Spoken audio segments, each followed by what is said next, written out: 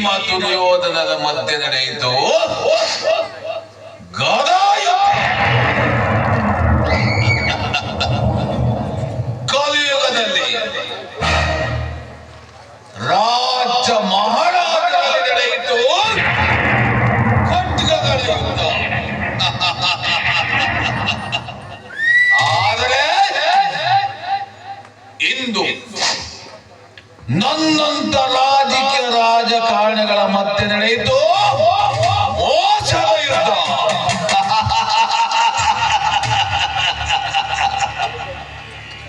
ಈ ಮೋಸದ ಯುದ್ಧದಲ್ಲಿ ನಾನು ಗೆದ್ದು ಪ್ರವೀಣನಾಗಬೇಕಂದ್ರೆ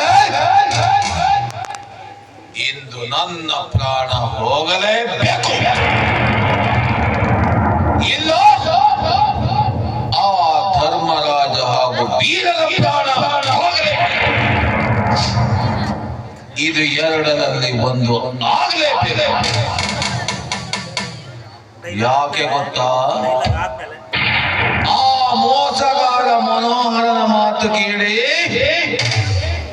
ಏನೆಲ್ಲ ಕೆಲಸ ಮಾಡಬೇಕೆಂದು ಮಾಡಿದನೋ, ಆದರೆ ಅವನು ತನ್ನ ಹಿತಾಸಕ್ತಿಗಾಗಿ ತನ್ನ ಸೂಳೆಯನ್ನೇ ತನ್ನ ತಂಗಿಯನ್ನು ನಟಿಸಿ ಆ ಶಶಿಧರನಿಗೆ ಮದುವೆ ಮಾಡಿ ಮೋಸ ಮಾಡಿದ ಮಗ ಅವಳನ್ನ ಕೊಂದು ತನ್ನ ಕಾರ್ಯವನ್ನು ನೆನೆಸಿ ನನ್ನ ಕಾರ್ಯವನ್ನು ಅರ್ಧಕ್ಕೆ ನಿಲ್ಲಿಸಿದಾನೆ. ಏ ಮನೋಹರ, ನೀನೊಬ್ಬ ದೊಡ್ಡ ಮೋಸಗಾರ. ನನ್ನ ತಂಗಿ ಲಕ್ಷ್ಮಿಯನ್ನು ಆ ಬೀರನಿಂದ ಗಲಿಸಿ ಅವಳನ್ನು ಕಿಡಿಸಲು ಯತ್ನಿಸಿದೆಯಾ?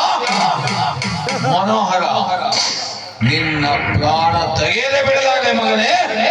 ಬಾಯಿದೆ ಆಂತರಿಕ. ಈಗಲಾದರೂ ನನ್ನ ಮಾತಿನ ಮೇಲೆ ನಂಬಿಕೆ ಬಂತೇನ್ರಿ ಗೌಡ್ರೆ ನಿಮ್ಗೆ? ನಿಮ್ಮ ತಂಗಿಯ ಲಕ್ಷ್ಮಿಯನ್ನು ಆ ಬೀರನ ಮನೆಯಿಂದ ಕರೆತರಲು ನಾನು ಎಷ್ಟು ಕಷ್ಟಪಟ್ಟೆ ಗೊತ್ತೇ? ಹೆದರಬೇಡ ಮಾಂತ್ರಿಕ, ಹೆದರಬೇಡ.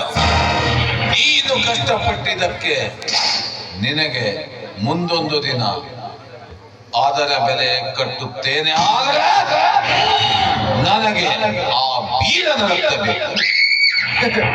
ನಿಮಗೇಕೆ ಗೌಡ್ರೆ ಆ ಚಿಂತೆ? ನಾವು ತಂದಿಟ್ಟ ಲಕ್ಷ್ಮಣನನ್ನು ಬಿಡಿಸಿಕೊಳ್ಳಲು ಆ ಬೀರ ಇಲ್ಲಿಗೆ ಬಂದೇ ಬರ್ತಾನೆ. ಆಗ ನಿಮ್ಮ ಸೇಡನ್ನು ತೀರಿಸಿಕೊಂಡು ಬಿಡಿ.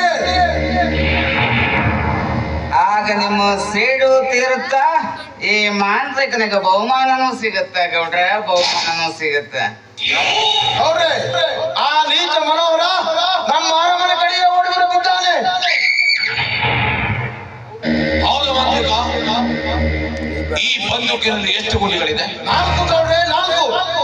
ಅಂದ್ರ ಒಂದು ಆ ಮನೋಹರಂಗ, ಇನ್ನ ಮಿಕ್ಕ 3 ಆ ಧರ್ಮ ಬೀರ ಶಶಿಧರಂಗ ಗೌಡ್ರ.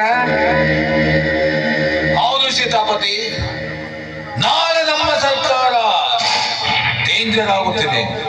ಅದರಲ್ಲಿ ನಮ್ಮ ಕಾರ್ಯ ಮುಗಿಬೇಕು. ಯಾಕೆ ಗೊತ್ತಾ?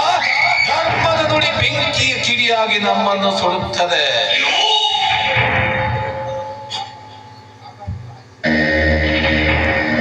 ಆಘಾತವಾಯ್ತು ಗೌಡ್ರೆ, ಆಘಾತವಾಯ್ತು. ಏನು ಆಘಾತವಾಯಿತು? ಏನು ಅಪಘಾತವಾಯಿತು? ಗೌಡ್ರೆ, ಲಾವಣ್ಯದಿಂದ ಉಳಿದ ಕೆಲಸ ಮುಗಿಸಬೇಕೆಂದು ಅವಳ ಮನೆಗೆ ಹೋದಾಗ ಆ ಶಶಿ ಬಂದು ನನ್ನನ್ನು ಕೊಲೆ ಮಾಡಲು ಯತ್ನಿಸಿದ ಗೌಡ್ರೆ. ನನ್ನ ಪ್ರಾಣ ಉಳಿಸೋಕೋಸ್ಕರ ಆ ಲಾವಣ್ಯನನ್ನೇ ಕೊಂದು ಬಿಟ್ಟೆ. ಈಗ ಅವನನ್ನು ಬೆನ್ನಟ್ಟಿ ಬರುತ್ತಿದ್ದಾನೆ, ನನ್ನನ್ನು ಕೊಲ್ಲಲು ಬರುತ್ತಿದ್ದಾನೆ. ಗೌಡ್ರೆ, ಕಾಪಾಡಿ ನನ್ನನ್ನು. ಮೊಚ್ಚಲ ಬಾಯೆ.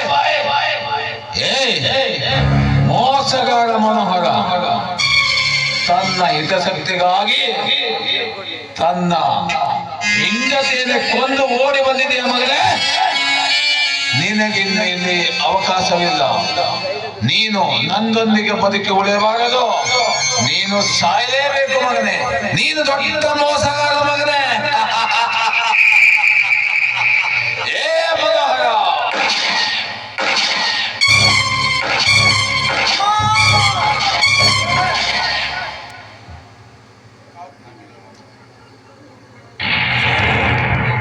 ಸಾಧ್ಯವಿಲ್ಲ.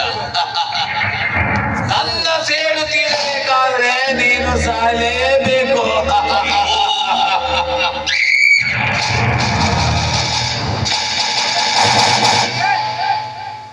ಗೌಡ್ರೆ ಸಿಟ್ಟಿನ ಗದ್ದಲ್ದಾಗ ಅಪ್ಪುಗುಮ್ಮ ಹಾಕ್ಬಿಟ್ರಲ್ಲ ಗೌಡ್ರೆ.